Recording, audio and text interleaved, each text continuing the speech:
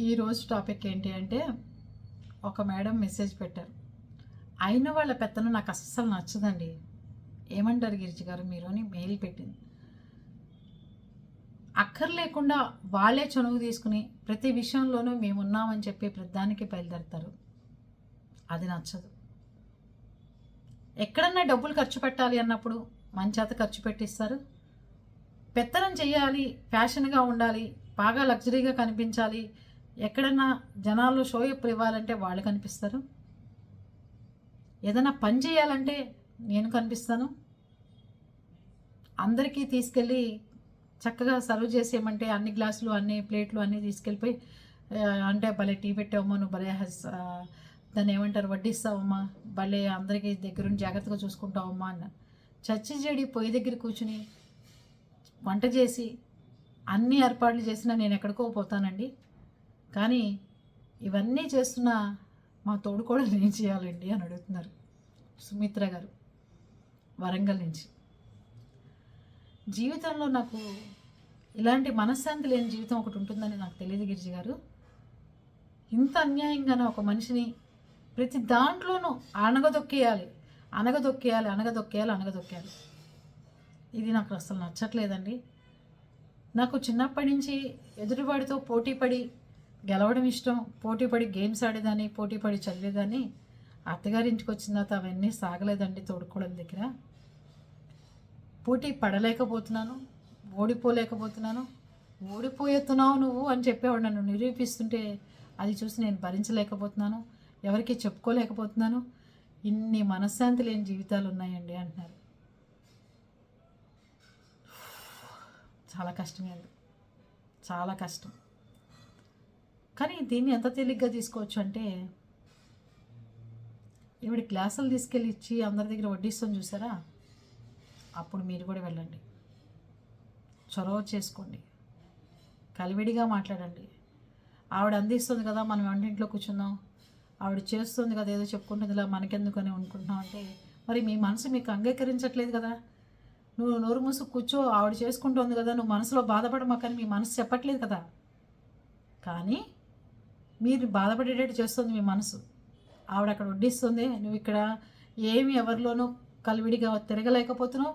తిరిగినా కూడా ఆవిడకే పాయింట్లు పడుతున్నాయి, మీకేం పట్టలేదనిపిస్తుంది. ఆవిడే 10 మందిలో కలుస్తుంది, మీరు కలవలేదనిపిస్తుంది.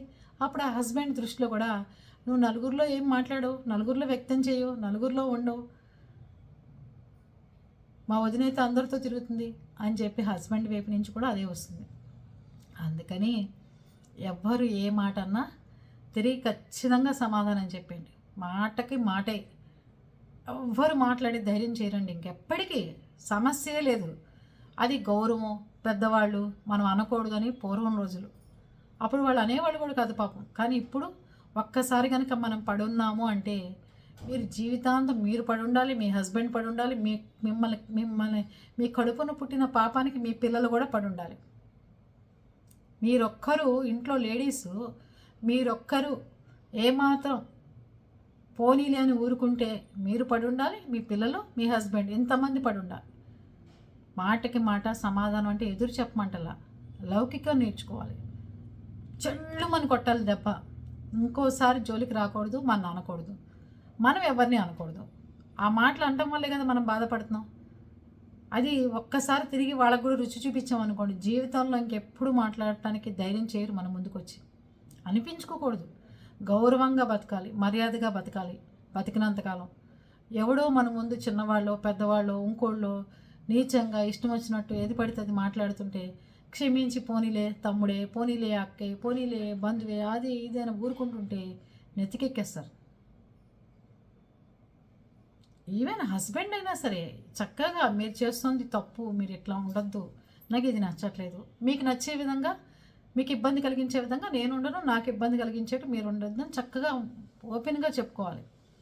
తోడుకోడల్ని గురించి మీరు ఫంక్షన్ వస్తే మీరు తట్టుకోలేకపోతున్నారు, ఫంక్షన్ వస్తే మీరు భరించలేకపోతున్నారు, ఆవిడ చేసే పనులు భరించలేకపోతున్నారు, ఆవిడ ఇచ్చే షోయప్పులు భరించలేకపోతున్నారు, మిమ్మల్ని గిన్నెలు తోమని మీరు మమ్మల్ని వంటింట్లో పడేస్తే ఆవిడ టింగురంగా రెడీ అయ్యి వెళ్తుంటే మీరు భరించలేకపోతున్నారు. నాకు కాఫీ పడ్డం ఇంట్రెస్ట్ లేదు, నువ్వు పెట్టుకో, నేను వెళ్ళి ఇచ్చేసి వస్తానని చెప్పండి. మీకు నచ్చిన పని బలవంతంగా ఒక మనిషి చేయమంటే మీరు చేయాల్సిన అవసరం లేదు. అత్తగారిల్లైనా సరే, నాకు ఇది నచ్చట్లేదండి, నేను ఇది చేయలేను, అయిపోయింది. నాకు ఇలా చేస్తే ఇష్టం, నేను ఇంకో పని చేస్తాను. లేకపోతే మీరు నాకంటే బాగా పెడతారక్క మీరు టీ, నేను మొన్న తాగాను మీ ఇంటికి వచ్చినప్పుడు, ప్లీజ్ అక్క మీరు టీ పెట్టేయండి అని అడగండి. చచ్చినట్టు ఎట్లాంటి వాళ్ళు కూడా పడి ఉంటారు. మాట లౌకికంతోనే ప్రతి మనిషిని పడేయాలండి. ఎంత శత్రువునైనా సరే మాటతో పడేయగలం. పడేయండి. లౌకికం నేర్చుకోండి. పోట్లాట్లు వద్దు, గొడవలు వద్దు, ఈ డిప్రెషన్ వద్దు, మనశ్శాంతి లేకపోవడం వద్దు. అలాగని ఎదురువాడు అంటుంటే పట్టం కూడా వద్దు. మీరు పడ్డారంటే మీతో పాటు మీ ఫ్యామిలీ అంతా పడాలి. ఆడది కనుక తెలివితేటలతో కుటుంబాల్లో లేకపోతే వేలెత్తి ప్రతి ఒక్కళ్ళు చూపిస్తారు. బలన అస్మర్థురాలి పిల్లలు రా అని చెప్పి పిల్లలు కూడా ఎంత ప్రయోజకులైనా కూడా చూపిస్తారు.